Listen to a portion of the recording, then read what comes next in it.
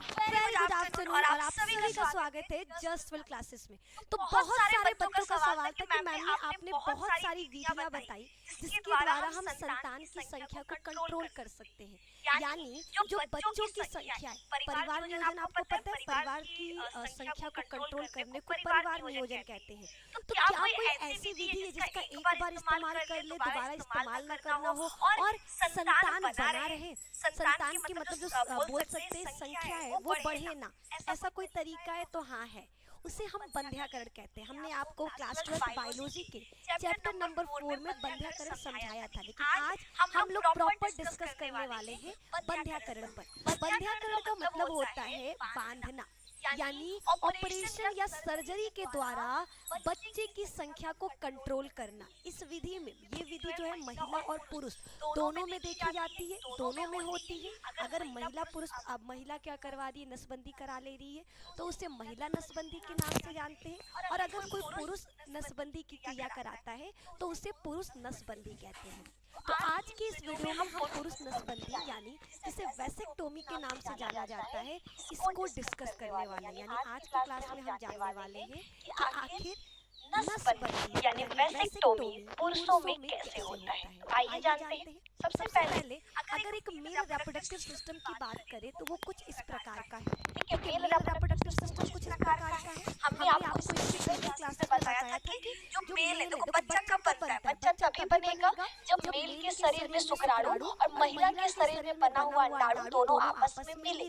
तो अगर आप चाहते हो कि संतान न बने तो इसका मतलब क्या है, इन दोनों को मिलने से रोकना होगा। अगर शुक्राणु और अंडाणु आपस में नहीं मिलेंगे तो आपका संतान बनेगा नहीं बनेगा। तो यानी अगर संतान को रोकना है तो हमको शुक्राणु और अंडाणु को मिलने से रोकना होगा। या तो अंडाणु को बनने ही ना दो, या तो शुक्राणु को महिला के अंडे के पास पहुंचने ही ना दो। तो जो पुरुष नसबंदी होता है, ये क्रिया पूरी तरीके से इसीलिए कराई जाती है ताकि पुरुष के शरीर में जो शुक्राणु बन रहा है वो महिला के शरीर में ना पहुंच सके, और महिला के शरीर में पहुंच करके जो महिला का अंडाणु है उसके साथ संलयन ना हो सके और संतान में ना बदल सके। इस प्रक्रिया में क्या कहते हैं? हमने कहा जो पुरुष के शरीर में जो बनता है शुक्राणु वो कहाँ बनता है? वो बनता है वृषण में। एक पुरुष के शरीर में एक जोड़ी वृषण है, एक इधर और एक इधर। ये वृषण के अंदर क्या होता है? शुक्राणु का निर्माण होता है। ठीक है, शुक्राणु बनने के बाद शुक्राणु जैसे ही वृषण के अंदर बनते हैं वो कहाँ पर आ जाते हैं? इस वृषण के ऊपर एक कुंडलित नलिका पाई जाती है जिससे अधिवृषण। देखो ये हमारा वृषण है, ठीक है, ध्यान से देखिएगा, ये हमारा क्या है? वृषण है। ठीक है, इस वृषण के ऊपर बच्चा एक कुंडलित आधा, इस वृषण के आधे भाग पर एक कुंडलित नलिका पाई जाती है जिसको अधिवृषण कहते हैं। वो इसमें आती है, अधिवृषण में ये खुद को परिपक्व करती है, मैच्योर करती है। याद रखना, जो हमारा शुक्राणु है वो बनता भले ही वृषण में, लेकिन इसको परिपक्व करने का, मैच्योर करने का काम कहाँ होता है? अधिवृषण में। अधिवृषण जब इसे परिपक्व कर लेता है तो इसको शुक्रवाहिनी यानी वासा डिफरेंशिया के द्वारा, किसके द्वारा? याद रखना, आपका जो ये नलिका देखने को मिल रहा है, कौन सी नलिका? नलिका दिखाई दे रही है वैसेक्टोमी में, शुक्रवाहिनी इसको कहते हैं। इसको क्या कहते हैं? शुक्रवाहिनी कहते हैं। शुक्रवाहिनी के अंदर से पहुंच जाती है। ठीक है, यहाँ पर शुक्राणु बना, यहाँ से अधिवृषण में खुद को परिपक्व किया, परिपक्व करने के बाद अधिवृषण से कहाँ चला जाएगा? शुक्रवाहिनी में, और शुक्रवाहिनी से ये क्या होता है? मेल के शरीर में आएगा। यहाँ पर ग्रंथियां हैं, ये ग्रंथियां क्या करती हैं? एक तरल पदार्थ स्रावित करती हैं। ग्रंथियों के द्वारा तरल पदार्थ को हम वीर्य कहते हैं। इस वीर्य के अंदर शुक्राणु पहुंच जाता है, फिर इस मूत्र नलिका के द्वारा बाहर निकल जाता है। ये हम लोग आज तक पढ़े हैं। अभी तक में आपने यही पढ़ा है कि सभी बच्चों ने यही पढ़ा है। लेकिन अगर आपको ये नॉर्मल क्रिया, नॉर्मल पुरुष में क्या होगा? जो शुक्राणु है वो वृषण के अंदर बना, अधिवृषण में परिपक्व हुआ, शुक्रवाहिनी से होता हुआ ग्रंथियों के पास आया, ग्रंथियों से वो वीर्य में चला गया, और वीर्य क्या है? वीर्य आपका रसखलन के द्वारा मूत्र नलिका से बाहर निकल जाता है। रसखलन का मतलब होता है वीर्य का बाहर निकलना। जब भी मेल मैथुन की क्रिया करता है या फिर मैथुन के बारे में सोचता है तो उसके शरीर से वीर्य निकलता है और उस वीर्य के अंदर ही शुक्राणु है। ठीक है, लेकिन जब एक पुरुष अपना नसबंदी कराता है तो उसमें क्या होगा? उसमें सिंपल सा क्रिया होता है। पुरुष नसबंदी में जो पुरुष यानी शुक्रवाहिनी है, शुक्रवाहिनी क्या था? शुक्रवाहिनी एक लंबी सी नलिका थी जो मेल के अधिवृषण से जुड़ा था और मेल के शरीर में बनने वाले शुक्राणुओं को अधिवृषण से लेकर के ग्रंथियों के पास लेकर जाने वाला नलिका था।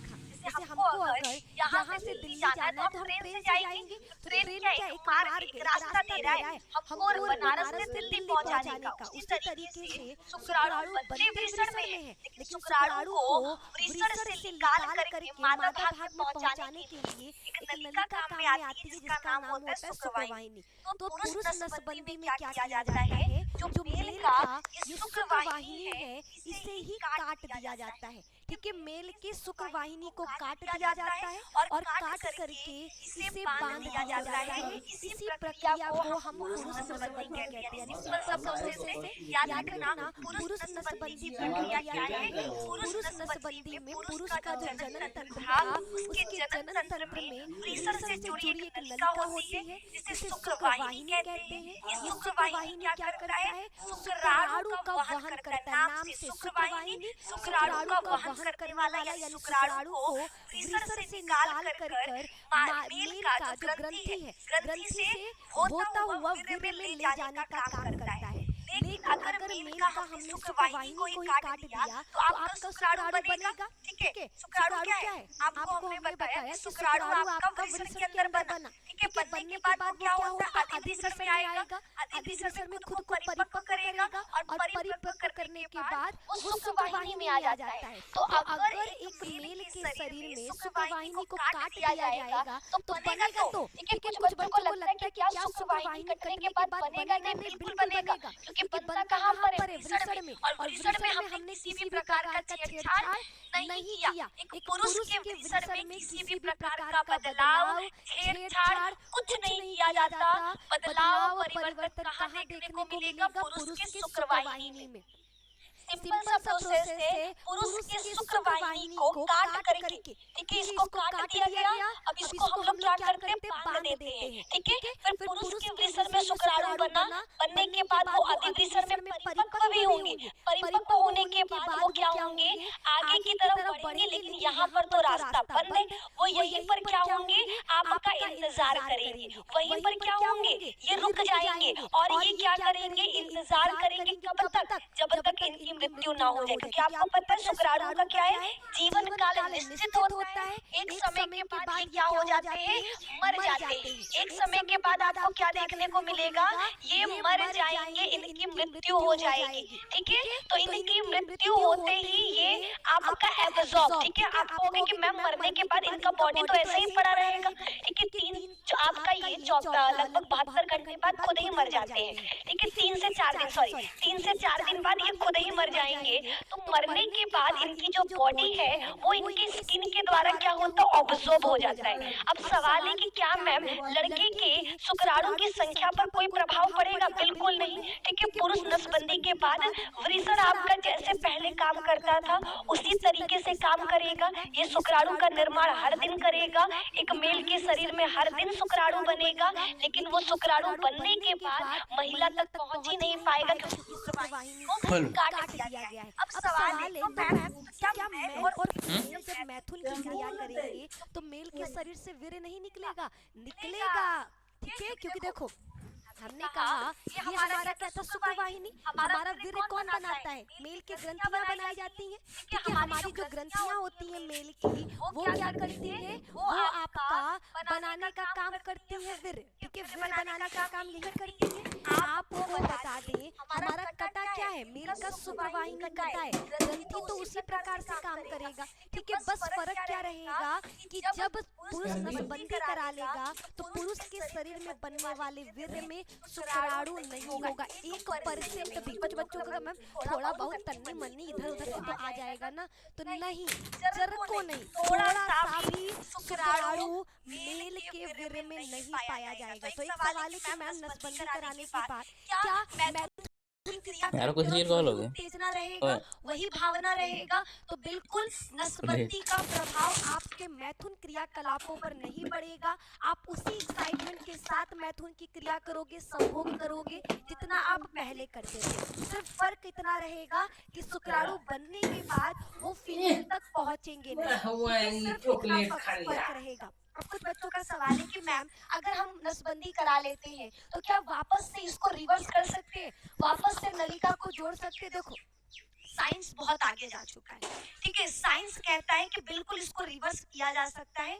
हम आपकी नलिका को वापस से जोड़ देंगे। लेकिन आपको बता दें ये 100% इफेक्टिव नहीं होता। यानी एक बार एक व्यक्ति अगर नसबंदी करा लिया, सोचे कि हम बाद में इसको वापस से ठीक करवा लें, तो इसकी संभावना बहुत कम होती है।